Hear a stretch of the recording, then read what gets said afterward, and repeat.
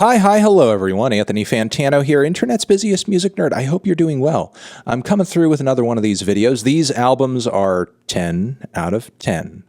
Yes, these records that I'm about to list, in my opinion, do reach the 10 out of 10 threshold. These are canon.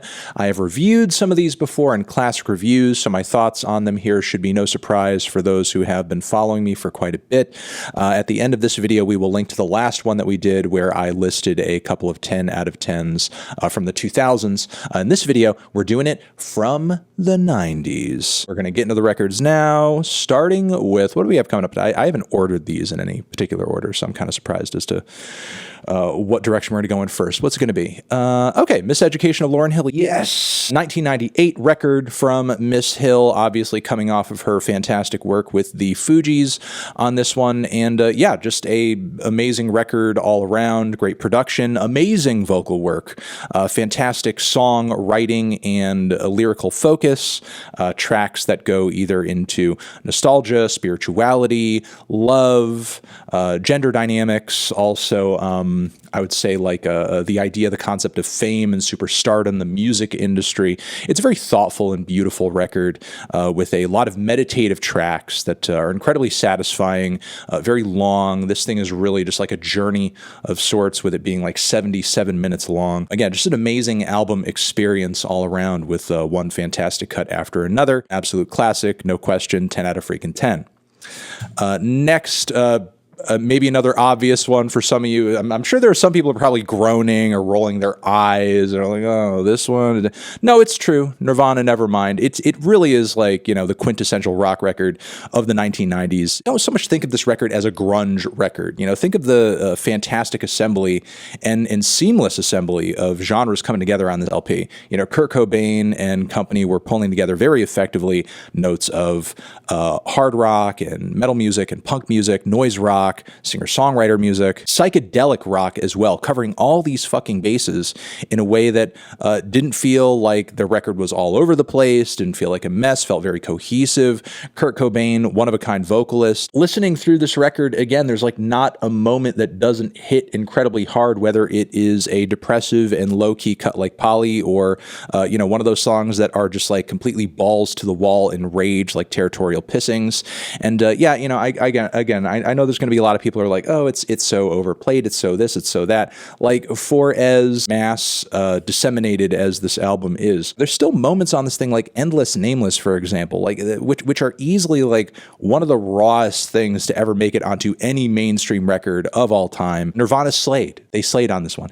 They slayed. Are there parts of me that do sometimes enjoy more the rawness of In Utero as opposed to this record?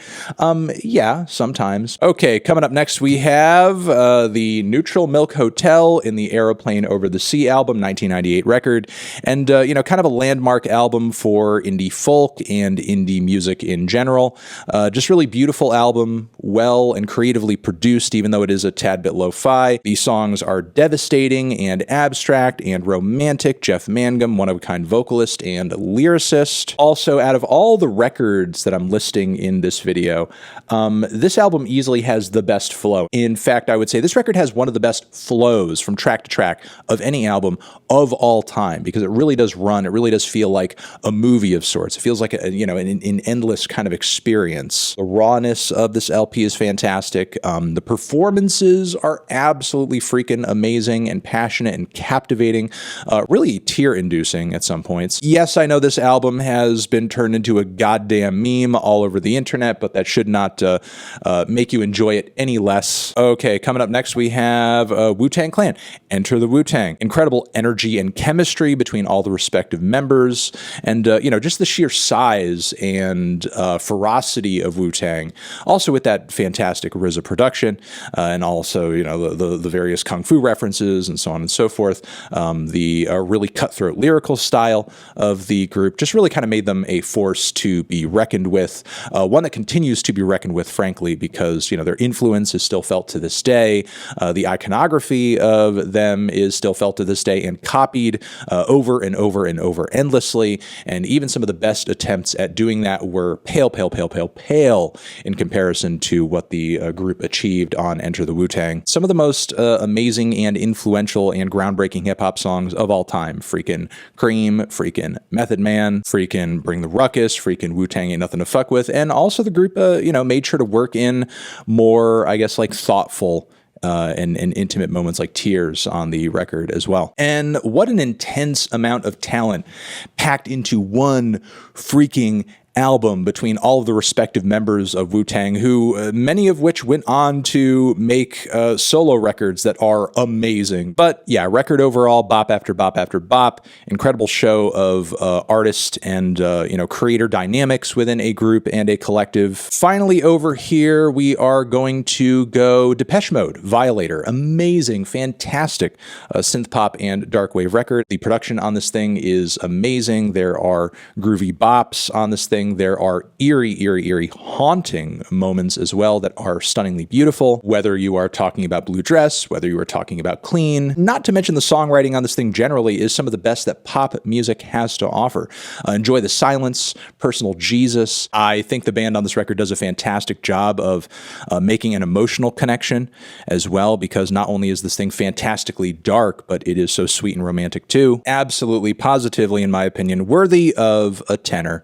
And I think that's everything I want to say in this video as far as these records being a 10 out of 10 in my opinion. One more time, I will remind you that this is canon. If there's somewhere on the internet you want to put, Anthony Fantano thinks these albums are 10s, go on and fucking do it. It's fine with me. You're the best. Over here next to my head is another video that you can check out. Hit that up or the link to subscribe to the channel. Anthony Fantano, albums 10s forever.